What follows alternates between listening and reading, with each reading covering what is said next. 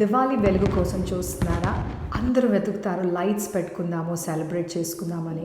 అది మన ఆ వెలుతురు మేకప్ కానీ సెలబ్రేషన్స్ నుంచి రాదు. కానీ దేవుడు మనలో ఉన్నప్పుడు, ఆ ప్రెజెన్స్ ఉన్నప్పుడు ఒక వెలుగు వస్తుంది చూడండి, అది అద్భుతంగా ఉంటుంది. మత్తయి 5:16లో దేవుడు ఏమంటారంటే, నీ వెలుగు అందరి ముందు చాలా ఘనంగా వెలగాలి, అది మన మంచి కార్యములు బట్టి దేవుడు కూడా హెచ్చింపబడాలి అని వాక్యం సెలవిస్తుందండి.